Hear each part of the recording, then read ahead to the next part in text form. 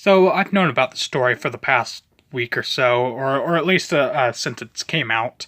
But now, since nothing is really going on today, I figured we might as well talk about it now because I think this is one of those heartwarming stories that we don't really get to see a whole lot of, and that is though I do have to point out that I do feel like it was mostly a PR move.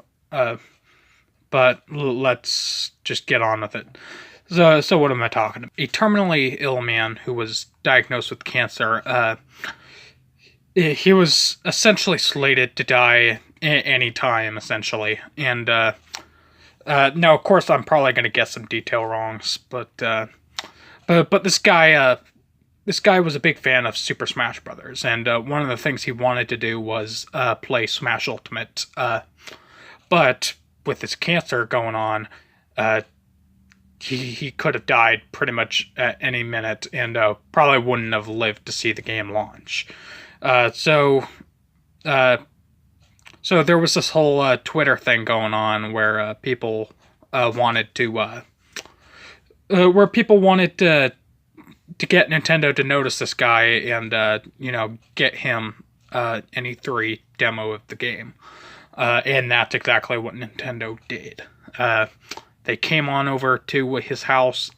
They brought the E3 demo to his house, and they played it for a while with his brother and mother, I believe.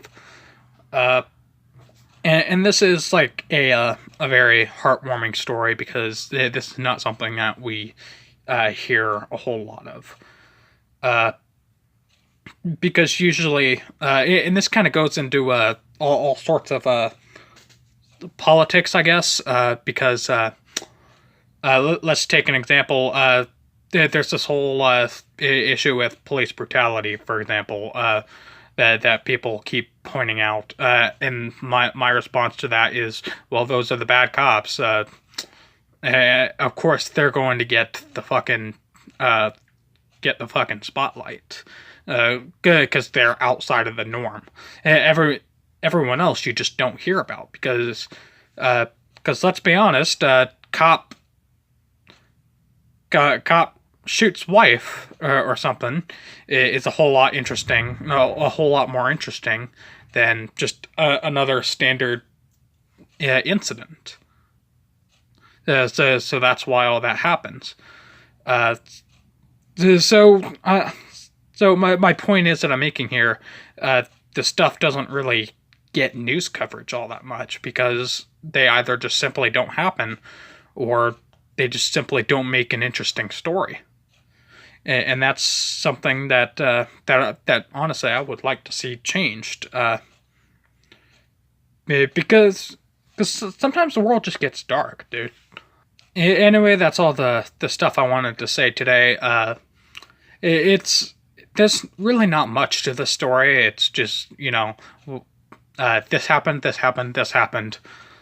And that's really just end of story. That's all that really went down here. But it's something that I do think that does need to be talked about. Simply because that it is a good, it is a very good thing to read every now and then. Because headlines are always, the just filled with the worst people ever. So it's refreshing to see something good for once. Now, earlier I did say that I'm very positive that this was just a PR move, and again, I'm sure that's all this was on Nintendo's part.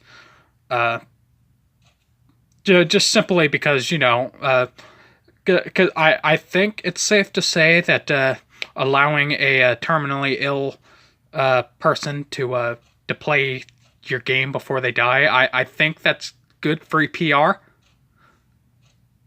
I'm just gonna throw that out there. But so I think on Nintendo's part, I do think it was just intended as just a PR boost. And especially after, the whole Nintendo Switch Online stuff, which is a whole separate discussion, and Nintendo really needs to get on that, because Because on top of taking out features that used to be there, they're now charging for things that really just should be standard. Which is why I don't pay for a PlayStation Plus. So anyway, see you guys. Do you guys agree? Disagree? Just want to tell me to fuck off? Go ahead.